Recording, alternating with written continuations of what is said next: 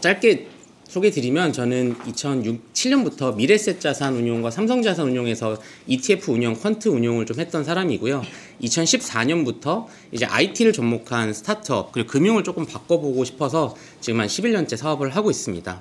넘겨주십시오. 저희는 되게 특이한 경험을 가지고 있습니다. 개인적으로 자산운용사에서 근무했던 경험 바탕으로 한국에서 조금 제대로 못할 것 같은, 그리고 미국 시장에서, 글로벌 시장에서 훨씬 더 잘할 수 있는, 저희가 이제 퀀트적인 역량, 숫자적인 역량을 한국인들이 정말 잘합니다.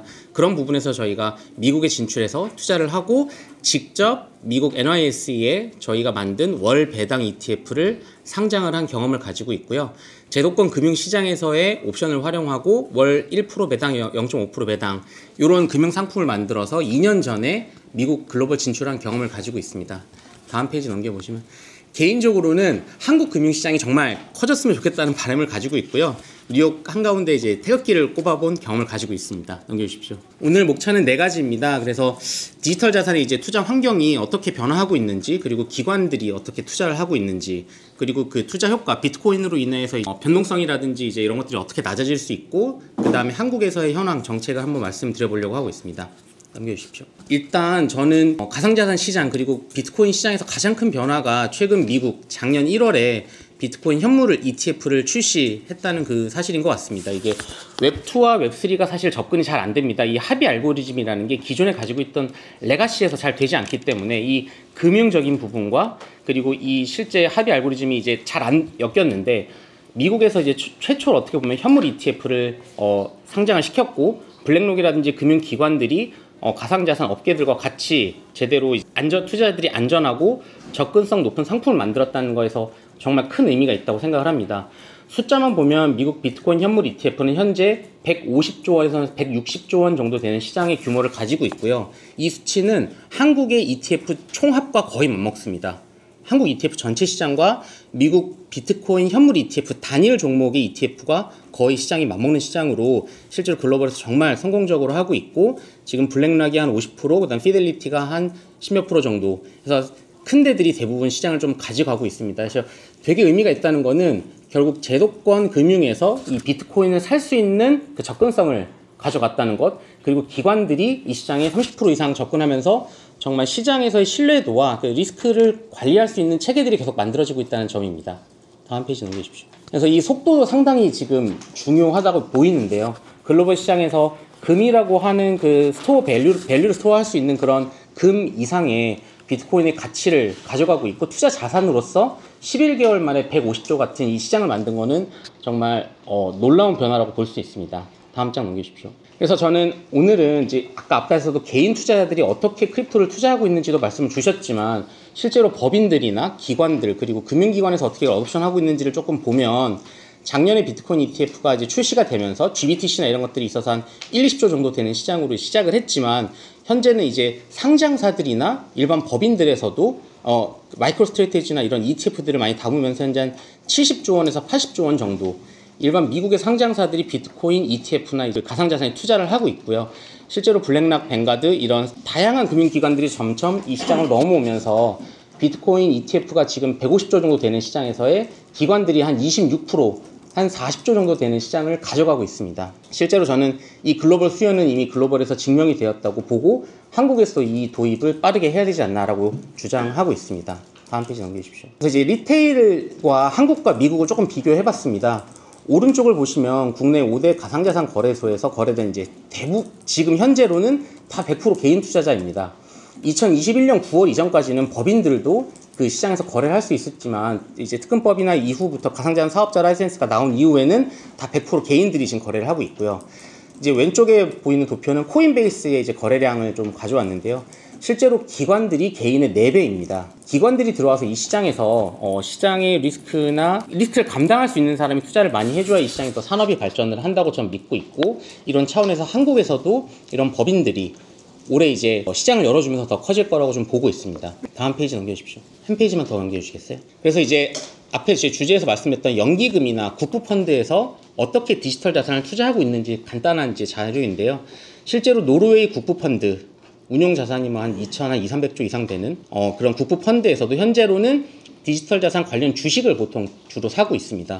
한국의 국민연금도 또 1200조 이상의 자산 운용을 하는 데 있어서 지금 디지털 자산 관련주에 뭐 마이크로 스트래테지나 어떻게 보면 작지만 뭐 테슬라라든지 그런 종목들을 5천억 이상, 한 7천억 이상을 지금 가지고 있고요. 실제로 아부다비 국부펀드나 위스콘신 연기금 같은 경우는 비트코인 ETF를 직접 투자하는 형태로 한 5천억 이상 또 투자를 하는 이런 기관의 흐름들을 좀 가져가고 있습니다. 다음 페이지 넘기죠. 그래서 이런 기관들이 어떻게 투자를 하는지에 대해서 이제 방식들을 생각을 해보면 지금 ETF라는 정말 투명하고 접근이 편한 상품이 나옴으로써 직접 비트코인 ETF를 직접적으로 투자를 해서 이제 투자 어떻게 보면 위험을 그래도 좀 낮춘 형태의 투자들이 일어나고 있고요. 실질적으로는 뭐 연금, 국민연금도 마찬가지지만 디지털 자산 관련 주식들을 상장된 미국 주식들을 투자를 함으로써 그 익스포저를 가져가고 있고 실제로 조금 더 공격적인 데들은 실제 채굴을 하거나 채굴 업체에 어떤 투자를 하거나 아니면 블록체인 스타트업들의 이제 투자를 하는 형태의 투자 형태 양식을 좀 보여주고 있습니다. 다음 장 넘겨주십시오. 그래서 노르웨이 국부펀드와 대한민국 MPS와 그다음에 위스콘신 연금의 어떤 숫자들을 조금 가져와 봤고요. 실제로 말씀드린 것처럼 직접 투자를 비트코인 현물 ETF를 투자를 못하는 경우에는 실제로 프락시라고 하죠. 주식들에 많이 투자를 하고 있습니다. 저는 사실 국민연금에서도 비트코인 현물 ETF나 이쪽 가상자산을 직접 투자할 수 있는 형태가 된다면 장기적으로 많은 것들이 바뀌어야겠죠. 법이나 이런 것들 바뀌어야겠지만 한국에 어떻게 보면 부를 더 증가시킬 수 있고 변동성을 낮출 수 있는 투자가 가능할 거라고 좀 보고 있습니다. 넘겨주십시오. 그래서 현재는 저희는 이제 4단계로 봤습니다. 이제 탐색, 그리고 이제 채택, 통합, 전략적 확장인데요. 앞에서 말씀 주신 것처럼 개인 투자자들은 지금 전략적 확장으로 많이 가고 있습니다. 개인 투자자들이 주식, 채권이 아닌 그리고 지금 가치가 떨어지고 있는 원화 자산이 아닌 테더나 스테이블 코인을 투자를 많이 정말 하고 있고요. 이런 자산들이 달러를 해외로 투자하는 것보다 대비 훨씬 더 낮은 장벽들이 있다 보니까 개인들은 전략적으로 자산을 많이 확장을 하고 있다고 좀 보여지고 있고 아직까지는 연기금이나 국부펀드는 탐색의 과정이 있는데 한국에서는 이런 부분들이 법적으로 어떻게 보면은 업권법이나 기본법이 제정이 돼서 금융시장에 대한 자본시장 통합법이 있듯이 가상자산에 대한 기본법들이 나와야 시장이 더 커지고 산업이 발전할 수 있지 않을까. 그리고 연기금이나 국민연금 혹은 퇴직연금에서 비트코인 ETF를 1%에서 3% 정도만 담을 수 있다면 실제 개인적인 어떤 포트폴리오 차원에서도 위험을 더 낮출 수 있지 않을까 보고 있습니다. 넘겨주십시오. 그래서 이거는 그냥 자료 보시면 되는데요. 실제로 비트코인의 변동성은 지금 한 50% 정도 됩니다. 사실 테슬라나 그런 미국 주식이 훨씬 더 변동성이 높고요. 개별 주식들이. 비트코인은 지금 전략적인 자산으로 미국이 채택할 만큼 변동성이 많이 낮아졌고 실제로 시가총액 자체도 2,500조에서 3,000조 이상이 되는 자산으로 형성이 되어 있기 때문에 가격을 조작하려야 쉽게 조작하기가 어려운 그런 큰 글로벌에서 큰 시장이 됐다고 저희는 판단하고 있고 실질적으로 위험 조정 대비 수익률도 보시면 5년 수익률도 봐도 60% 이상 비트코인이 훨씬 더 아웃퍼폼하는 것을 좀 볼 수 있습니다. 다음 페이지 넘기십시오. 그래서 이런 디지털 자산의 리스크 관리를 그럼 어떻게 하느냐? 그래서 은행이나 자산운용사, 증권사들은 아직 뭐 미국도 마찬가지지만 직접적으로 비트코인이나 이더리움을 소유할 수는 없습니다. AML 리스크라든지 여러 가지 리스크 차원에서 고객을 보호하고 이런 제도가 제대로 만들어지지 않은 측면도 있지만 실제로 미국에서 마찬가지지만 스테이블 코인에 대한 결제 아니면 투자 자산에 대한 어떤 이런 것들이 뭐 분리해서 생각하기 때문이라고 저는 보고 있고 기존 제도권에 이게 편입됐을 때는 그냥 원어브 먹거리에 지나지 않습니다. 하지만 이 시장을 기본법으로 나눠서 진행했을 때 그러니까 은행들도 이 리스크는 전통 주식 채권에 투자하는 것만큼의 리스크 이상을 지금 관리를 하고 있기 때문에 점점 안정적인 시장으로 변해간다고 저는 생각을 하고 있습니다. 넘겨주십시오. 그래서 이 자료도 아까 말씀했던 국민연금이 블랙락이나 코인베이스, 마이크로 스트래테지를 적어도 1,000억 이상 투자하고 있고 사실 작년에도 되게 성과가 좋았거든요. 이게 물론 글로벌 시세를 따르지만 저는 이런 연금에서도 자산 배분 차원에서 비트코인 현물이 담을 수 있는 날이 빨리 왔으면 좋겠습니다. 넘겨주십시오. 그래서 저는 한국에서 정말 중요한 게 2가지가 있다고 생각을 합니다. 지금 시점에서 대한민국은 한국형 비트코인 현물 ETF를 꼭 출시를 해야 된다고 저는 생각을 합니다. 실질적으로 한국에 있는 비트코인이나 이런 가상자산이 수가 그렇게 많지 않기 때문에 다양한 테크니컬한 이슈가 있습니다. 예를 들어서 미래에셋자산운용, 삼성자산운용이 현물 ETF를 만들 때 벤치마크 지수를 한국에서 만든 지수를 사용할 거냐 미국의 벤치마크 지수를 사용할 거냐에 따라서 실제로 사야 되는 주식이 국내에서 업비트, 빗썸, 코인원, 코빅, 고팍스에서 그걸 살 수 있을지 아니면 해외에 있는 브로커에서 사와서 해외 주식을 사듯이 사와서 그걸 ETF에 편입할 것지 이런 테크니컬적인 이슈도 있고요.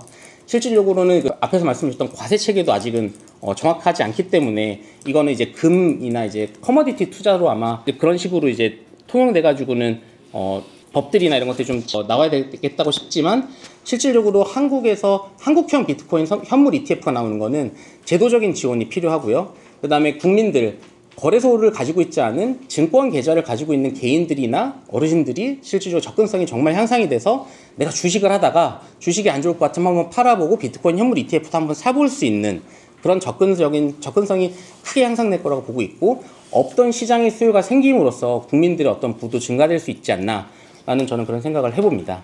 다음 페이지 넘기십시오. 그런 의미에서 2025년 하반기 2월 13일 날 나왔던 법인들의 어떤 시장의 참여를 단계적으로 허용한 것들이 저는 큰 의미를 가진다 생각하고요.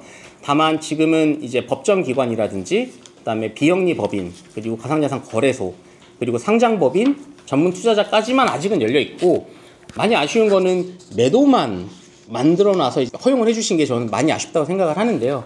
실질적으로 매도만 하라는 얘기는 시장을 어떻게 보면은 자연적으로 흘러가지 못하게 한다고 저는 생각을 합니다. 그런 차원에서 매수와 매도가 같이 일어날 수 있는 그런 법인의 시장이 열리게 됐을 때 훨씬 더 투명해질 수 있을 거라 생각을 하고 있습니다. 다음 페이지 넘겨주십시오. 금융위에서 발표한 자료였는데요. 말씀 주신 게 이제 지난 7년간의 관행이 누적되면서 법인의 가상자산 시장에 이제 참여가 제한됐고, 이런 정부 정책 기조가 자리 잡으면서 이게 변하기가 지금 어려운 시대였는데, 이제 이번에 법인 시장이 열리면서 저는 상당히 크게 이제 성장하고 개인들의 어떤 선택권을 넓힐 수 있을 거라 생각합니다. 제가 그래프로 그려온 거는 실제로 법인 원화계좌 한국에 있는 딱 5개 거래소들만 지금 할 수 있습니다. 그리고 실제적으로 개인과 법인을 보면은 오른쪽 위 시장이 비어 있습니다. 그러니까 법인이 열리면서 은행 실명 계좌가 열려 있는 거래소를 통해서 거래할 수 있는 시장이 없기 때문에 지금은 거래소와 커스터디만 지금 있는데, 기본법이 만지면서 가상자산에 대한 자문, 가상자산에 대한 일임, 가상자산의 운용, 중개업, 이런 새로운 산업군을 키울 수 있는 게 앞으로 한국에서 더 큰 의미를 가질 수 있을 거라 생각을 하고 있습니다. 다음 페이지 넘겨주십시오. 그래서 이거는 제가 이제 FIU에 올라와 있는 그 가상자산 사업자 28개 중에서 1, 2, 3, 4, 5번 가상자산의 매수매도, 교환, 보관, 이전, 중개비, 날선, 이 5개가 어떻게 나눠져 있는지 숫자로 좀 가져와 봤습니다. 가상자산 거래소로 신고된 게 이제 60% 이상 17개 되고요. 커스터디가 7개, 그리고 저희 같이 신규로 사업을 해보겠다, 중개업을 해보겠다, 프라임 브로커즈 해보겠다는 업체가 2개 있고요. 가상자산 이제 발행을 했다가 지금 이제 페이먼트 하는 회사 하나, 금융 서비스 하는 회사 하나입니다. 완전 몰려 있습니다. 거래소와 커스터디로만 몰려 있어서 이 산업을 육성을 하려면 다양한 새로운 사업자들이 진출이 해야 되고, 이 시장에서 저희 같은 도전하는 핀테크 스타트업들이 더 나와야 된다고 저는 생각을 하고 있습니다. 넘겨주십시오. 그래서 이제 앞에서 말씀드렸던 개인들의 거래소, B2C 거래소와 다른 이런 법인 기관들의 B2B 전문 서비스들이 저는 프라임 브로커리지라고 표현을 하고 있고요. 프라임 브로커리지가 거래소랑 조금 다른 측면이 있다면 중개업자입니다. 이제 거래소가 실제 구매자와 판매자를 직접 연결시켜주는 그런 시장이라고 한다면, 프라임 브로커리지는 그 금융시장의 중개자로서 역할을 합니다. 국민연금이나 연기금이 삼성전자 1조 팔고 현대차 1조 사는 그런 거래를 할 때 직접 시장에서 매수매도 보통 주문을 내지 않습니다. 골드만삭스나 JP모건 같은 그런 중개자들을 통해서 T왑이나 V왑, 그런 시장에 영향을 주지 않는 그런 거래를 만들므로써 건전한 금융생태계가 조성되듯이, 이런 가상자산 거래에서도 한국에서 그런 중개업이나 뭐 운용업, 이런 것들이 나와야 된다고 저는 생각을 하고 있습니다. 이제 마지막입니다. 그래서 현재 상황으로는 비트코인 현물 ETF가 글로벌로 출시된 이후로 연기금도 이런 디지털 자산에 투자를 가속화하고 있다. 그리고 포트폴리오의 일부로서 비트코인 할당했을 때 위험 조정 수익률이 좋아진다. 그리고 연기금이 이제 법적인 아직은 제도 장벽으로 투자를 못하고 있지만, 한국에서 비트코인 ETF를 만들게 됐을 때 실제로 이런 개인들이 증권 계좌를 통해서 저는 투자를 할 수 있는 이런 접근성이 좋아진다면 한국의 밸류업도 더 가속화될 수 있다고 생각을 하고요. 두 번째로 국내 가상자산의 업권법이나 기본법이 가이드라인으로 마련이 되면 실제 이 산업을 더 키워서 미국과 사실 경쟁하기는 되게 어려운 것 같습니다. 너무 힘이 세지만 그럼에도 불구하고 그 차원에서 저희가 할 수 있는 것들을 잘 만들어 볼 수 있지 않을까 생각하고요. 마지막은 연기금 이제 투자나 이런 국민연금에서 같이 포트폴리오 차원에서 이런 비트코인 현물 ETF, 국내에서 만든 ETF를 투자할 수 있는 시기가 한 2, 3년 안에는 왔으면 좋겠습니다. 네, 제 발표 여기서 마치겠습니다.